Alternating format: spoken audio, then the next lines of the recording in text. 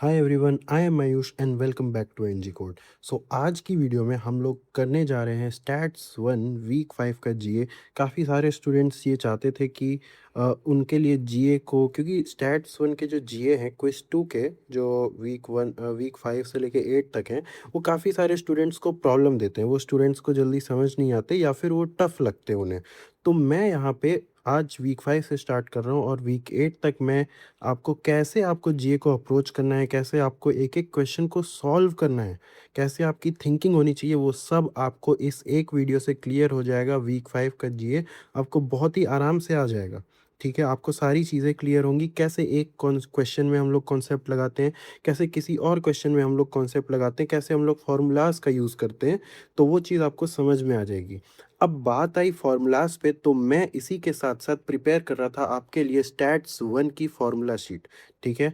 ये मैं आप लोग को प्रोवाइड करूँगा अगर इस वीडियो पे कुछ लोग क्या कहते हैं, कुछ स्टूडेंट्स आके कमेंट करते हैं, और अगर इसकी नीड मुझे लगता है कि स्टूडेंट्स को है, तो मैं वीक 5 टू 8 की बहुत ही शॉर्ट में आप लोगों को फ़ॉर्मूला शीट देने वाला हूँ, जिस पे मैं काम कर रहा हूँ, ठीक है? तो जल्दी से जल्दी आप लोग कमेंट कर दीजिए, अपने क्या कहते हैं, दोस्तों को शेयर कर दीजिए कि वो लोग भी कमेंट करें और वो इस वीडियो को देखें, ताकि उन लोग को पता लगे कि एक्चुअली में हम लोग स्टैट्स को अप्रोच किस तरीके से करते हैं, ठीक है? काफ़ी जगह आप लोगों ने देखा होगा कि केवल फ़ॉर्मूलाज़ देख लो, ये देख लो, वो देख लो, तो देखो वो तो सही है, ठीक है? फ़ॉर्मूलाज़ आपको पता होने चाहिए तो स्टैट्स बहुत ही आसान हो जाता है, ठीक है?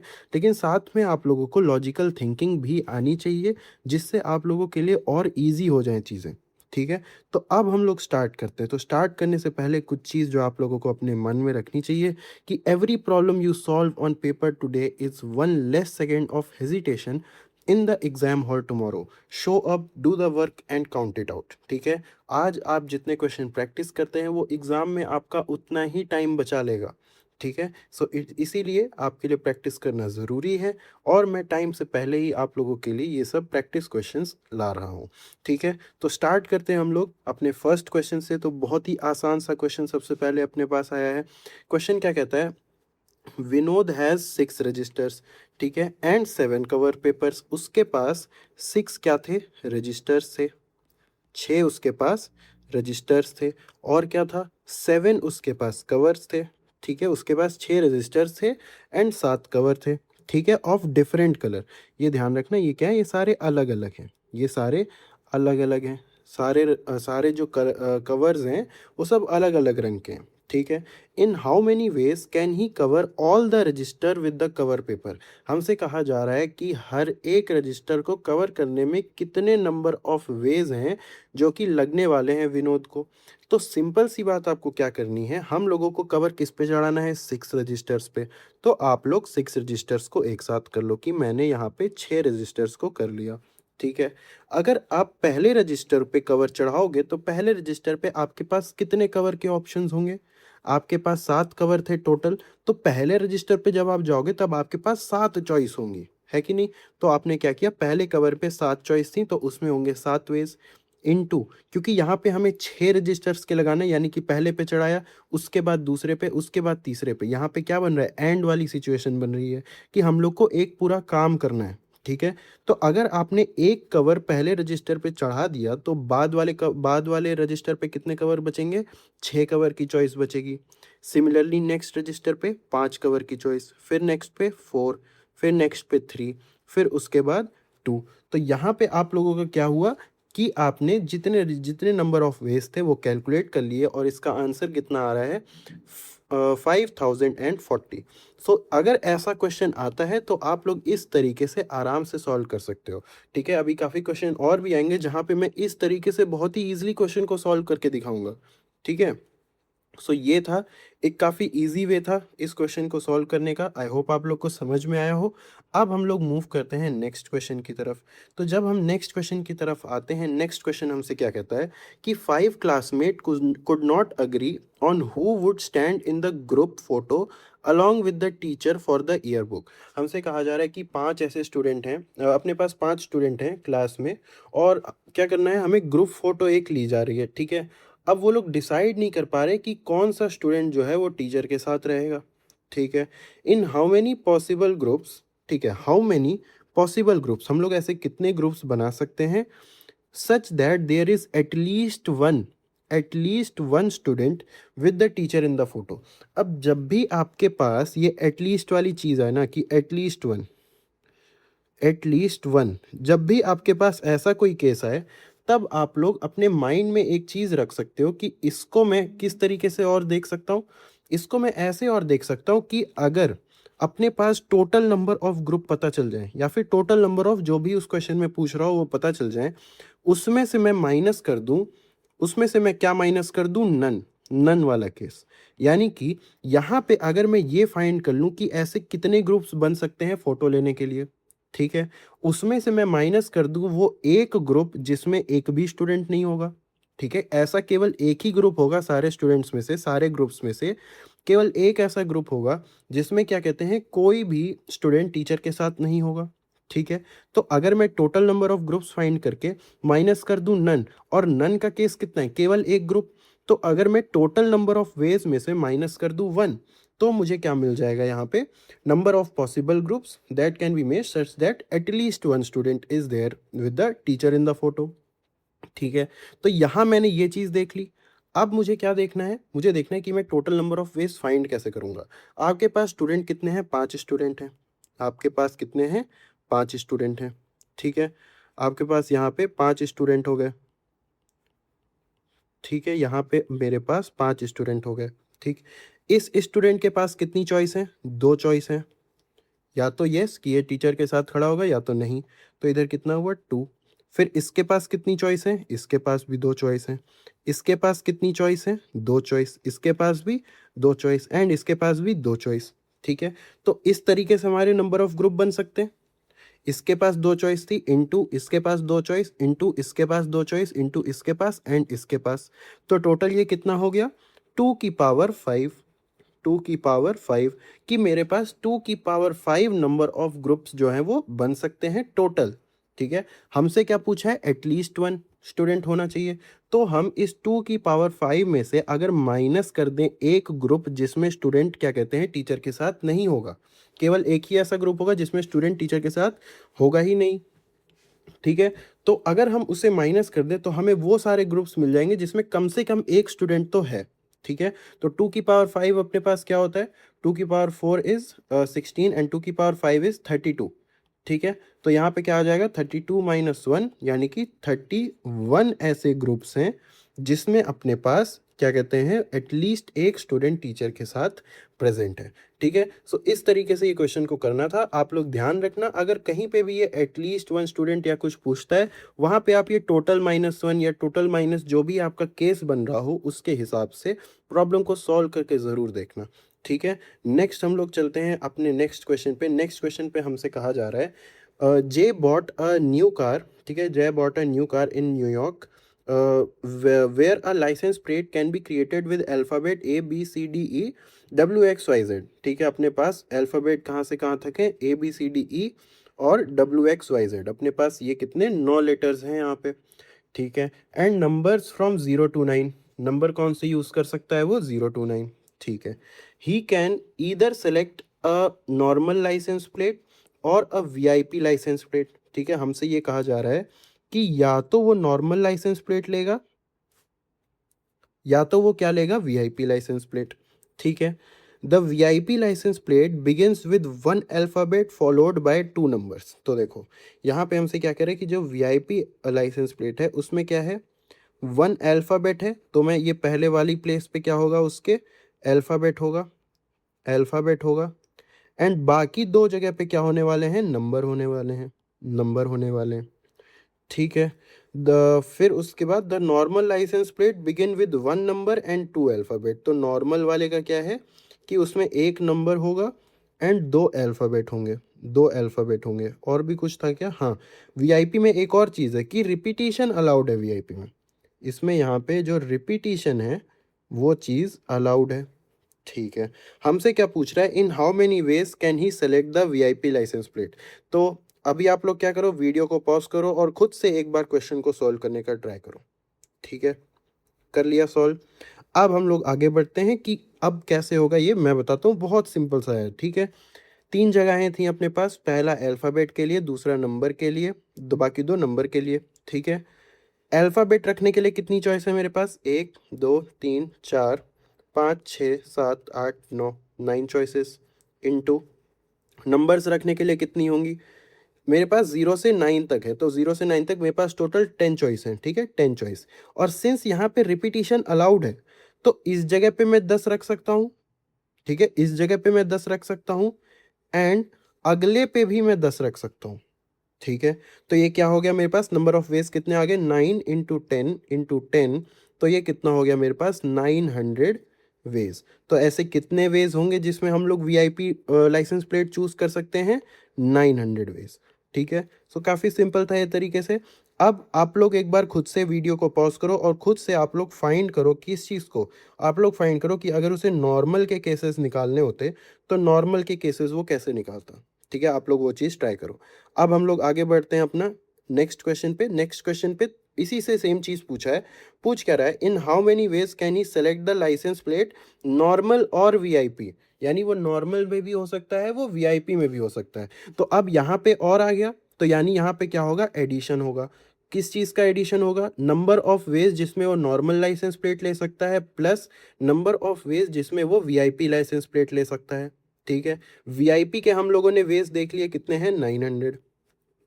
अब हम लोग को अगर नॉर्मल के वेज देखने हो तो हमें पता है नॉर्मल में 3 जगहें हैं। 3 जगहों में पहला वाला इज नंबर, बाकी दो क्या हैं? बाकी दोनों हैं अल्फ़ाबेट। और इसमें अपना रिपीटिशन भी अलाउड नहीं है, रिपीटिशन भी अलाउड नहीं है, ठीक है? अपने पास अल्फ़ाबेट की कितनी चॉइसेस हैं? 9 चॉइसेस। अपने पास नंबर की कितनी चॉइसेस हैं? 10 चॉइसेस, ठीक है? इसमें रिपीटिशन अलाउड नहीं है। तो नंबर में अपने पास 10 चॉइसेस थी, तो पहली प्लेस पे क्या आ गया? 10।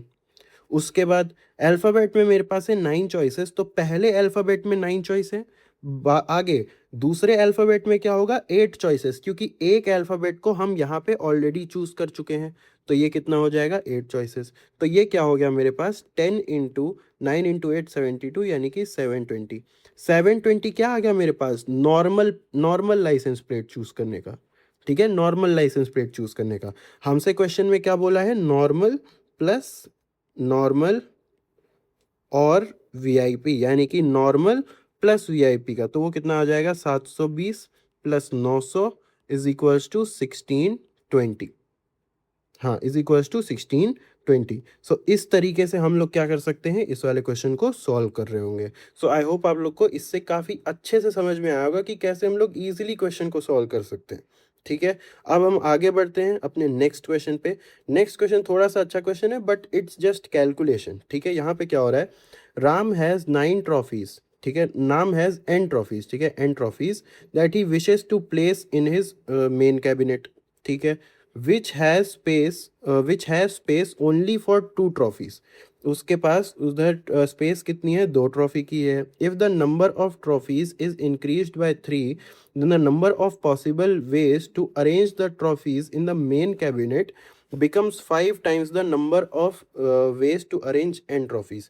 तो हमें यहाँ पे बेसिकली एक एक्सप्रेशन दे दी है, how many trophies does Ram have, यानी कि हमें n की वैल्यू को यहाँ पे फाइंड करना है, ठीक है? तो हम लोग एक्सप्रेशन को लेके चलते हैं और फिर देखते हैं कैसे ये सॉल्व होगा। तो n+3 p2 is equals to 5 into np2, ठीक है? हम लोगों को ये चीज़ यहाँ पे क्या करना है? फाइंड करना है। यहाँ पे n की वैल्यू को फाइंड करना है। देखो कैसे करेंगे। परम्यूटेशन का आप लोग को इसके लिए फॉर्मूला पता होना चाहिए। क्या होता है? अगर मैं एन पी आर करता हूँ तो उसका फॉर्मूला क्या होता है? उसका फॉर्मूला होता है n factorial upon n minus r factorial, ठीक है? अगर मुझे एन सी आर करना होता है तो उसका क्या होता है? n factorial upon r factorial into n minus r factorial, ठीक है? तो यहाँ पे हमारे पास क्या है? परम्यूटेशन है। हमें सिंपली फॉर्मूला में चीज़ों को पुट करना है और उसको हम सिंप्लीफाई करते रहेंगे तो वो आसानी से होता हुआ चला जाएगा, ठीक है? तो यहाँ देखो क्या होगा? n+3 factorial, n+3 factorial upon n+3 -2 factorial is equals to 5 into np2, यानी कि n factorial upon n-2 factorial, ठीक है? अब हम लोग आगे देखते हैं कि आगे क्या करेंगे। यहाँ पे आपको क्या करना है, अब आपको यहाँ पे फैक्टोरियल्स को ओपन करने की ट्रिक आनी चाहिए, जिससे आप लोग इस क्वेश्चन को आराम से सॉल्व कर पा रहे होगे। आप लोग को पता होगा कि n फैक्टोरियल किसके बराबर होता है। n फैक्टोरियल होता है n into n minus one factorial के बराबर, ठीक है। और इसी n माइनस वन को फिर मैं आगे और एक्सपेंड कर सकता हूँ कि n माइनस टू फैक्टोरियल, इस तरीके से, है ना।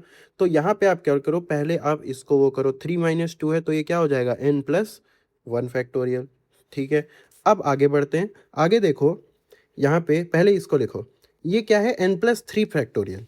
इसमें से एक माइनस करूंगा क्या हो जाएगा, n प्लस टू, फिर एक माइनस करूंगा तो n प्लस वन, ठीक है। और n प्लस वन नीचे भी है, तो आप ऊपर वाले को एक्सपेंड करो, यहाँ पे क्या हो जाएगा, n plus three into n plus two into n plus one factorial upon n plus one factorial, ठीक है, इज इक्वल्स टू 5 इंटू, अब देखो यहाँ पे क्या है n माइनस टू, यहाँ पे क्या है n, अब इसको एक्सपेंड करोगे तो क्या होगा, n minus one into n minus two, तो ये क्या हो जाएगा, n माइनस वन, सॉरी पहले क्या होगा, n आएगा into n minus one into n minus two factorial upon n minus two factorial. अब देखो काफ़ी इजी चीज़ें बन गई, यहाँ पे ये कट गया, ये और ये कट चुका है, ठीक है। अब क्या बचेगा, n plus three into n plus two is equals to 5n into n minus one, ठीक है। अब आपको यहाँ पे क्या करना है, n square plus two n plus three n, इसको आप ब्रैकेट को ओपन कर लीजिए, तो क्या होगा, plus six is equals to 5n square minus 5n, ठीक है। अब ये 5n क्या कहते हैं, इधर आ जाएगा और इस 5n से जुड़ जाएगा, तो n स्क्वायर प्लस क्या कहते हैं, ये हो जाएगा अपना 10n, ठीक है। और ये वाला इधर है, ठीक है, अपना 5n स्क्वायर, तो ये हो जाएगा माइनस 5n स्क्वायर और plus six is equals to zero, तो ये क्या हो जाएगा, minus 4n square plus 10n plus six is equals to zero. अब एक्स स्क्वायर वाली टर्म यहाँ पे नेगेटिव में है, तो आप इसको पॉजिटिव में बना लो, क्या हो जाएगा, 4n square minus 10n minus six is equals to zero. ये आ गया अपने पास, अभी इसमें अपना टू भी कॉमन आ रहा है तो उसको भी हटा दो, तो ये क्या हो जाएगा, इसको यहाँ पे ले आता हूँ मैं, तो ये क्या हो जाएगा अपने पास, 2n square minus 5n minus six is equals to zero, ठीक है। अगर आप अब इसका फैक्टराइजेशन करने जाओगे, वहाँ पे क्या कहते हैं, आपको प्रॉब्लम आएगी, यहाँ पे आपको फैक्टर्स कॉमन मिलेंगे नहीं, ठीक है। तो यहाँ पे आपको क्या करना होगा, क्वाड्रेटिक फार्मूला का यूज़ करना होगा। वो क्या होता है अपना, x is equals to minus b plus minus under root b square minus four a c upon two a, ठीक है। यहाँ पे अपने पास a क्या है, टू के बराबर है, b क्या है, माइनस फाइव के बराबर है, एंड c क्या है, माइनस सिक्स के बराबर है। सॉरी ये यहाँ पे थ्री होगा ना, ये सिक्स था, इसको टू से डिवाइड किया, ये क्या होगा, थ्री होगा, है ना। तो अब यहाँ पे हमें क्या करना है, इन सारी वैल्यूज़ को आप रखो, आपको x में यहाँ पे आंसर मिल जाएगा। तो x is equals to minus b क्या है, माइनस फाइव, माइनस माइनस को कैंसिल कर देगा तो five, plus minus under root b square कितना हो जाएगा, 25 माइनस फोर, ए कितना है टू, एंड सी कितना है माइनस थ्री, सी कितना है माइनस थ्री, तो ये क्या हो जाएगा अपॉन टू ए, तो ये कितना हो जाएगा फोर, तो five plus minus under root, और यहाँ पे ये क्या हो जाएगा 25 माइनस, ये कितना हो जाएगा अपने पास, four into two eight into three 24, ठीक है, four into two eight into three 24, और वो प्लस क्या हो जाएगा अपना, माइनस माइनस प्लस हो जाएगा, तो ये हो गया 24 अपॉन फोर, ठीक है। तो यहाँ पे ये कितना हो जाएगा फिर, five plus minus under root 49 कितना हो जाएगा, सेवन अपॉन फोर। तो यहाँ पे मेरे पास x की क्या वैल्यू आएगी, एक आएगी five plus seven by four, और एक आएगी five minus seven by four. अब ये देखो माइनस सेवन बाय फोर क्या है, नेगेटिव वैल्यू है, तो इसको हम लोग क्या कर देंगे, रिजेक्ट कर देंगे, क्योंकि नेगेटिव में नहीं होगा आंसर, नेगेटिव में नहीं होगा, हमें पॉजिटिव में ही चाहिए।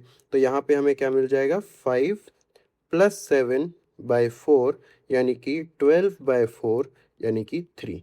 तो यहाँ हमारे पास x यानी कि n कितना आया, n इज इक्वल्स टू आया है अपना थ्री के बराबर, ठीक है। तो अपना आंसर क्या आ रहा है इसमें, थ्री, कि उसके पास कितनी ट्रॉफीज थी, 3 ट्रॉफीज थी यहाँ पे अपने पास राम के पास, ठीक है। सो यहाँ पे थोड़ा सा कैलकुलेटिव क्वेश्चन था बट इजी था, ठीक है। इसमें आप लोग आराम से इस क्वेश्चन को कर सकते हो। नेक्स्ट क्वेश्चन उससे भी काफ़ी ज़्यादा इजी है। देखो यहाँ पे क्या है, there are 30 students in a class. कितने स्टूडेंट हैं? 30 student. The class teacher announced that first 4 students who complete a given project within 2 days will be awarded. हमसे क्या बोला? फर्स्ट फोर, ठीक है। What are the possible number of ways the student will be awarded? अब ज़रा यहाँ पे ध्यान से देखना, यहाँ पे हमको क्या करना है, 30 में से 4 स्टूडेंट को अवॉर्ड करना है। तो यहाँ पे हमें क्या करना है, 30 में से चूज करने हैं 4 स्टूडेंट, ठीक है। 30 में से 4 स्टूडेंट हमको चूज करने हैं। तो यहाँ पे हमें क्या कहते हैं, या तो परम्यूटेशन या तो कॉम्बिनेशन लगाना होगा, ठीक है। अब ये कैसे मैं पता करूँ कि यहाँ पे कॉम्बिनेशन लगेगा या फिर परम्यूटेशन लगेगा? देखो, परम्यूटेशन में हमेशा ऑर्डर मैटर करता है, ठीक है। अगर आपसे कोई क्वेश्चन पूछे और उसमें कहे कि आप लोग ये बताओ कि किस ऑर्डर में स्टूडेंट फर्स्ट आएगा, सेकंड आएगा, फिर थर्ड आएगा, फिर फोर्थ आएगा, वहाँ पे क्या हो रहा है, ऑर्डर आ जा रहा है। लेकिन यहाँ पे क्या कह रहा है, फर्स्ट फोर, यानी कि वो फर्स्ट जो उसे अवॉर्ड करने हैं, फर्स्ट 4 स्टूडेंट को अवॉर्ड करना है, उसमें वो फर्स्ट को करे, सेकंड को करे, थर्ड को करे, फोर्थ को करे, उससे मतलब नहीं है। बस फर्स्ट 4 स्टूडेंट को अवॉर्ड करने के कितने नंबर ऑफ वेज होंगे वो फाइंड करना है, ठीक है। तो हम लोग यहाँ पे किसको यूज करेंगे, कॉम्बिनेशन को, क्योंकि कॉम्बिनेशन में ऑर्डर मैटर नहीं करता। और अगर हम फर्स्ट 4 स्टूडेंट को देखें, वहां पे भी ऑर्डर का कोई लेना देना नहीं होता है, ठीक है। तो यहाँ पे हमें क्या करना है, 30 स्टूडेंट में से 4 स्टूडेंट को अवॉर्ड करना है। और सिंस हमारे पास यहाँ पे कोई ऑर्डर नहीं है तो हम कॉम्बिनेशन का यूज करेंगे। तो वो कितना हो जाएगा, 30C4। तो ये क्या हो गया, 30 फैक्टोरियल अपॉन 4 फैक्टोरियल इंटू 30 - 4 यानी कि 26 फैक्टोरियल। ये अपने पास करेक्ट आंसर यहाँ पे आ रहा होगा, ठीक है। सो काफ़ी इजी था ये। अब हम नेक्स्ट देखते हैं, नेक्स्ट क्वेश्चन क्या है। नेक्स्ट क्वेश्चन है मेरे पास, 4 student watched a patriotic movie. अपने पास 4 स्टूडेंट हैं, ठीक है, 4 स्टूडेंट हैं जिन्होंने क्या किया, एक मूवी देखी है। An analyst wishes to ask each student whether they liked the movie or not. एक एनालिस्ट है, वो क्या कर रहा है, इन स्टूडेंट से पूछेगा कि उन्हें मूवी पसंद आई थी या नहीं आई थी, ठीक है। फिर क्या होगा, each student can either answer the question और रिफ्यूज टू रिस्पॉन्ड। तो यहाँ पे क्या बोल रहा है कि हर एक स्टूडेंट क्या कर सकता है, या तो क्वेश्चन को आंसर करेगा या फिर वो क्वेश्चन को क्या कर देगा, रिफ्यूज कर देगा, वो उसको रिस्पॉन्ड नहीं करेगा, ठीक है। In how many ways can the analyst get responses from the student? तो पहले आप लोग इसको सॉल्व करो, फिर मैं बताता हूँ। तो यहाँ पे अपने पास हैं 4 स्टूडेंट, तो आप क्या करो, 4 स्टूडेंट को यहाँ पे वो कर लो, ठीक है। अब काफ़ी लोग यहाँ पे गलती क्या करेंगे, यहाँ पे क्या बोला है, each student can either answer the question और रिफ्यूज टू रिस्पॉन्ड। तो वो क्या करेंगे, समझेंगे कि हर एक स्टूडेंट के पास 2 चॉइस है, तो वो कहेंगे 2 चॉइसेस की, 2 चॉइसेस की, 2 चॉइसेस की एंड 2 चॉइसेस की। यहाँ पे आप लोग फंस जाओगे। अगर वो जो स्टूडेंट है वो आंसर करता है, तो वो क्या आंसर करेगा, या तो यस या तो नो। तो 2 चॉइस तो वो हो गई कि या तो वो यस आंसर कर रहा है या तो वो नो आंसर कर रहा है कि हाँ पसंद आई या फिर ना पसंद आई। और थर्ड चॉइस क्या होगी कि वो आंसर ही ना करे, ठीक है, नो आंसर, यहाँ पे वो आंसर नहीं करेगा।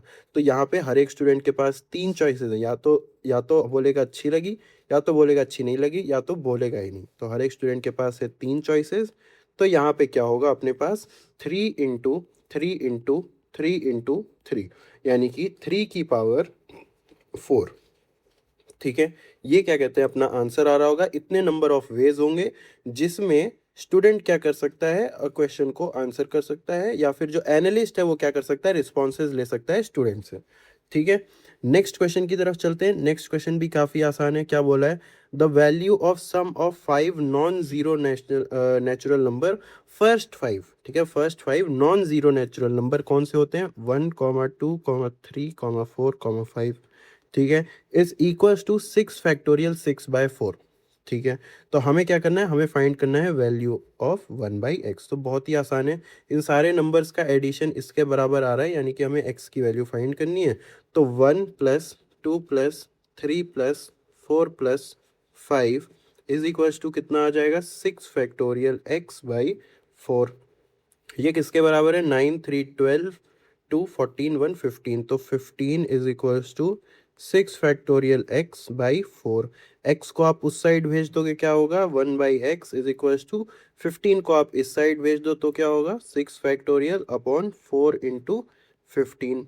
ठीक है, तो यहाँ पे फिर क्या हो जाएगा, आप इसको ओपन करो तो यहाँ पे क्या है 4। ठीक है, तो आप 6 6 फैक्टोरियल को आप क्या करो, ओपन कर लो, तो 1 by x is equals to 6 into 5 into 4 into 3 into 2 into 1। ठीक है, 4 इंटू 15। ओके, 4 यहाँ पे इससे कट जाएगा। ठीक है, 5 इंटू 3 15 है, वो इससे कट जाएगा।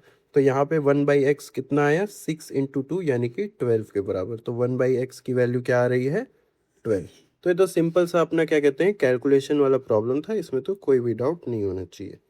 नेक्स्ट अपना देखते हैं नेक्स्ट क्वेश्चन को। एडम रोट डाउन अ 9 डिजिट यूनिवर्सिटी रोल नंबर। क्या हो रहा है, 9 डिजिट यूनिवर्सिटी रोल नंबर है उसके पास।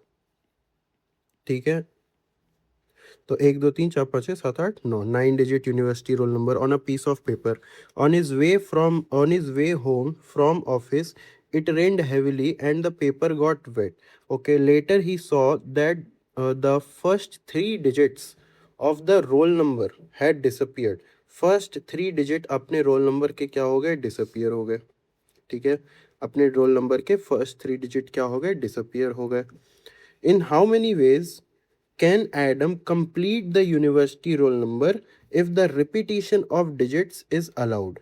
तो बहुत ही आसान है, इसमें भी देखो हमें क्या करना होगा, हमें पहली 3 प्लेसेस पे रखना है और हमें क्या करना है, रिपीटिशन भी अलाउड है। तो 0 से 9 तक होते हैं अपने डिजिट्स। ठीक है, 0 से 9 तक होते हैं, तो कितने होते हैं, 10 चॉइसेस हैं। ठीक है, 10 चॉइसेस हैं। तो यहाँ पे आप क्या करोगे, अब कुछ लोग यहाँ पे ये सोच सकते हैं और जो कि वैलिड भी है सोचना, कि फर्स्ट डिजिट जो अपना फर्स्ट डिजिट है उस पर 0 नहीं आना चाहिए, उस पर 0 नहीं आना चाहिए, यानी यहाँ पे 9 चॉइसेस ही होनी चाहिए। ठीक है, यानी यहाँ पे 9 चॉइसेस ही होनी चाहिए। लेकिन ये क्या है, ये एक यूनिवर्सिटी का रोल नंबर है, ये एक 3 डिजिट नंबर नहीं है। अगर आपसे 3 डिजिट नंबर बोले तब आपको वहाँ पे 3 डिजिट नंबर, 4 डिजिट नंबर या किसी भी नंबर ऑफ डिजिट्स का बोले, तब आपको वहाँ पे देखना होगा कि जो फर्स्ट डिजिट है उसमें आप 0 नहीं डाल सकते। लेकिन यहाँ पे ये क्या है, ये एक यूनिवर्सिटी का रोल नंबर है, तो यहाँ पे ऐसा कुछ केस नहीं होगा, आप फर्स्ट प्लेस पे भी 0 डाल सकते हैं। जब आपने यूनिवर्सिटी का कोई रोल नंबर देखोगे, उसमें जो नंबरिंग स्टार्ट होती है वो इधर से होती है। ठीक है, इधर से होती है। अगर अगर मान लो आपका 5 डिजिट का यूनिवर्सिटी का नंबर है और किसी का रोल नंबर है, तो वो ऐसे भी हो सकता है कि 00212। ठीक है, ये उसका रोल नंबर हो सकता है। ठीक है, तो यहाँ पे 0 अलाउड होता है, तो हम लोग यहाँ पे भी कितनी चॉइसेस है, 10। अगली प्लेस पे भी 10 चॉइस है क्योंकि रिपीटिशन अलाउड है, फिर अगली पे भी 10 है क्योंकि रिपीटिशन अलाउड है। तो आंसर क्या आएगा, 10⁻3। ठीक है, सो इस तरीके से काफ़ी इजीली इस क्वेश्चन को सॉल्व कर सकते थे।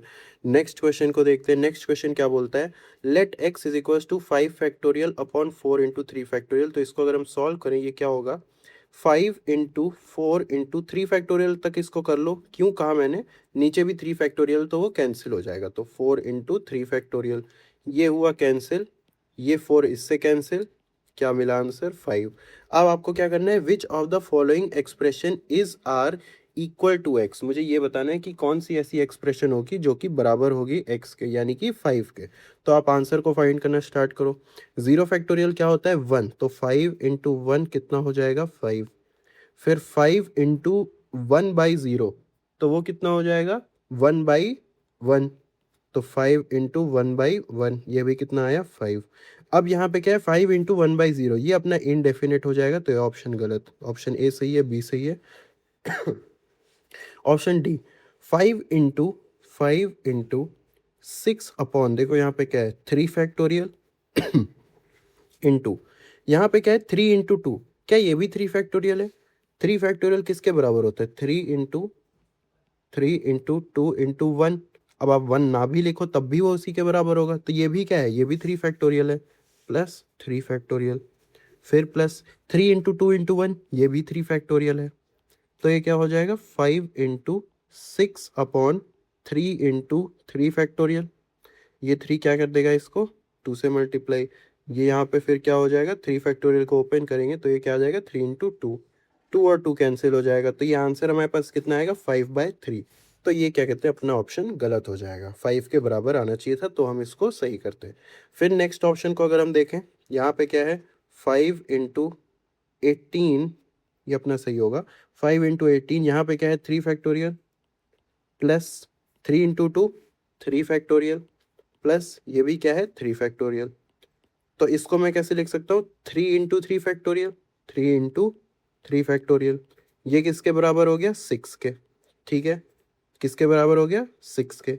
फिर 6 अपॉन 3 इंटू 2, ये भी क्या हो गया, 6। तो ये क्या हो गया, 1। तो क्या बचा, 5 इंटू 1 यानी कि 5। तो यहाँ पे भी अपना आंसर 5 के बराबर आ गया, यानी ये भी x के बराबर होगा, एंड ये अपना करेक्ट ऑप्शन होगा। ठीक है, तो बस थोड़ी सी कैलकुलेशन थी, but it was an easy question.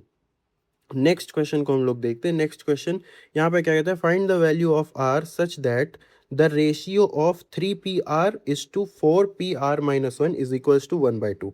तो ये अपना थोड़ा सा कैलकुलेटिव क्वेश्चन है, बट आसान है। देखो यहाँ पे क्या कह रहा है, हमसे कह रहा है कि रेशियो ऑफ 3pr यानी कि 3pr upon 4pr-1 is equals to 1/2। ठीक है, आप इसको इस साइड भेज दो, 2 को आप इस साइड भेज दो, तो आपके पास क्या एक्सप्रेशन बनेगी, 2 into 3pr is equals to 4pr-1। ठीक है, अब आप क्या करो, यहाँ पे 2 इंटू, आप इस परम्यूटेशन को ओपन करो, तो 3 factorial upon 3 minus r factorial is equals to 4 factorial upon 4 minus r-1 factorial. ठीक है, यहाँ पे आप इस ब्रैकेट को आप ओपन करोगे तो आपको क्या मिलेगा, 2 into 3 factorial upon 3 minus r factorial is equals to 4 factorial upon 4 minus r plus 1 factorial. अब ये +1 है, तो आप इसको 4 + 1 को क्या कर सकते हो, 5, और ये क्या हो जाएगा, ये हो जाएगा।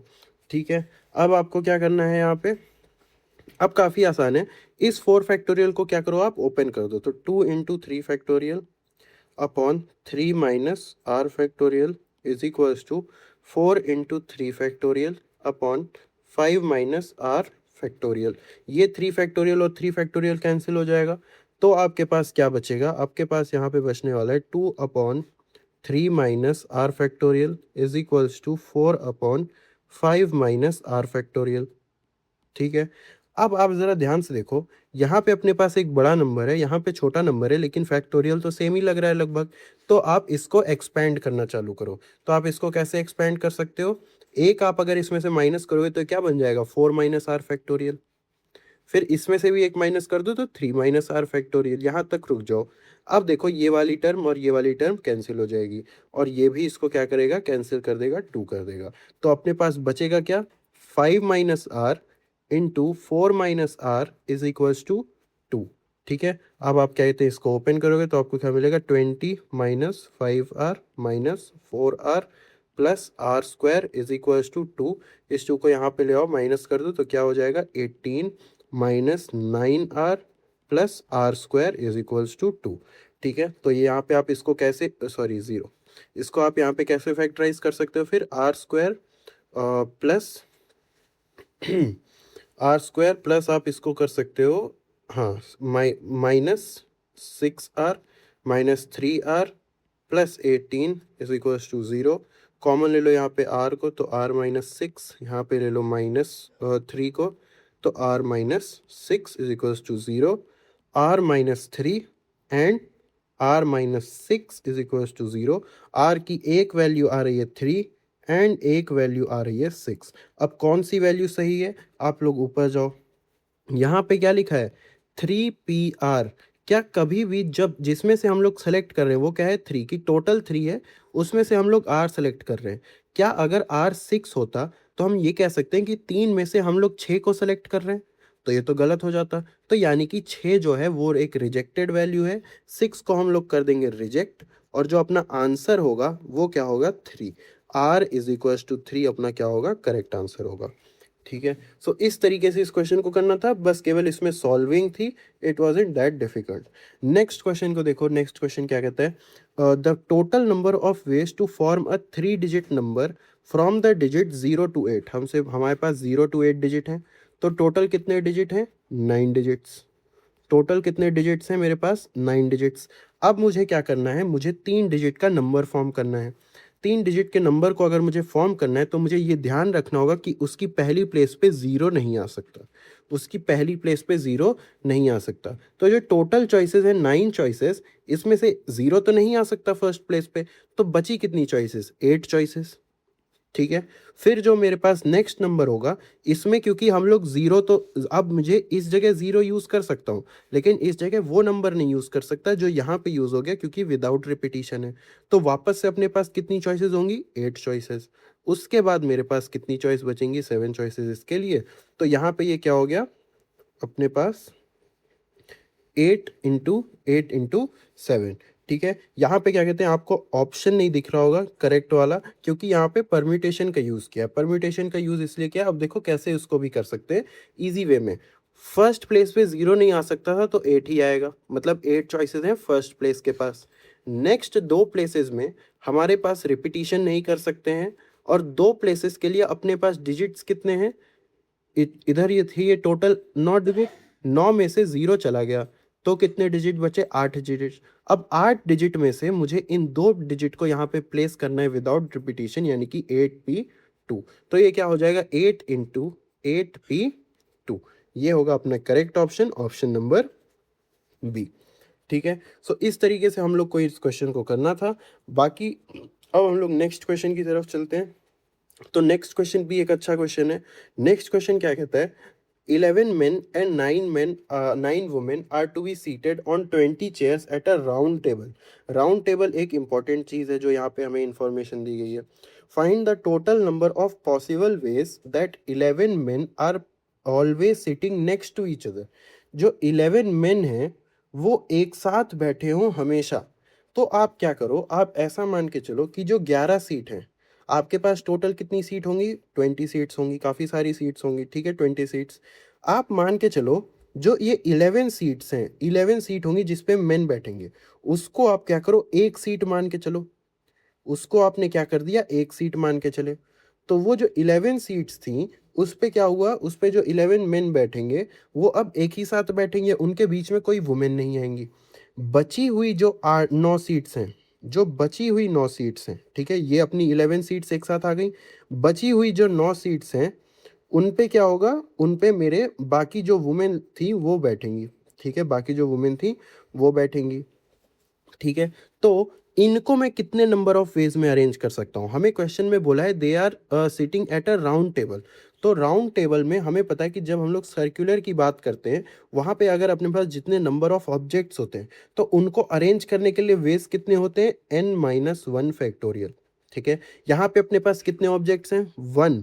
ठीक है, इन 11 जो सीट को मैंने एक साथ किया था, इसको मैं एक ऑब्जेक्ट मानूंगा। तो 1 2 3 4 5 6 7 8 9 10, 10 ऑब्जेक्ट्स हैं। तो 10-1 factorial is equals to 9 factorial ways होंगे जिनमें मैं इनको अरेंज कर सकता हूँ। इस 11 को एक साथ मूव करूंगा, बाकी इनमें मैं किसी भी वुमेन को मूव कर रहा हूँ, तो ये 11 मेन एक साथ रहेंगे। ठीक है। अब जरा आप सोचो, यहाँ पे जो 11 मेन हैं, यहाँ पे जो 11 मेन हैं, वो भी तो आपस में सीट को अदल बदल सकते हैं। ठीक है। तो यहाँ पे क्या कहते हैं, वो कितने वेज में बदलेंगे? यहाँ पे वो बदलने वाले हैं 11 फैक्टोरियल वेज में, क्योंकि यहाँ पे 11 मेन है। तो इसी में आप क्या कर दोगे, 9 फैक्टोरियल वेज में क्या है, आप इन 10 ऑब्जेक्ट्स को वो कर रहे हो। उन 10 ऑब्जेक्ट में जो ये एक ऑब्जेक्ट है, इसमें अपने पास 11 सीट्स हैं। तो इस 11 सीट्स में भी जो मेन है वो अलग अलग जगह पे बैठेंगे, कहीं पे भी बैठ सकते हैं, तो उनके वेज क्या है? 11 फैक्टोरियल। तो टोटल नंबर ऑफ वेज जिसमें क्या कहते हैं, अपने मेन जो हैं वो क्या कहते हैं, एक साथ बैठे, तो वो क्या होगा? 11 फैक्टोरियल इंटू 9 फैक्टोरियल वेज। तो ये मेरे पास क्या आ जाएगा? आंसर आ जाएगा 9 फैक्टोरियल इंटू 11 फैक्टोरियल। ठीक है। तो यहाँ पे अपना जो वीक 5 के जो इम्पोर्टेंट जो क्वेश्चन था, जो कि हमें करना चाहिए था, वो खत्म हो चुका है। सो आई होप आप लोगों को सारे क्वेश्चन एक एक करके अच्छे से समझ में आए हो, कैसे हम लोग को थिंकिंग बिल्ड करनी है, कैसे हम लोगों को इस वीक 5 के क्वेश्चंस को अप्रोच करना है, वो आप लोगों को अच्छे से आ गया हो। सो thank you for watching this video. अगर आपको अच्छा लगा हो तो आप प्लीज़ इसको लाइक करिए, शेयर करिए और इस वीडियो को आगे तक पहुंचाइए। और अगर आपको स्टैट्स 1 के क्विज 2 की फॉर्मूला शीट चाहिए तो इस वीडियो के नीचे कमेंट कर देना। जितने ज़्यादा कमेंट होंगे जल्दी से, उतना ज़्यादा जल्दी ये पीडीएफ आप लोग को प्रोवाइड कर दिया जाएगा बाय अ वीडियो, जो कि मैं जल्द ही ड्रॉप करूँगा।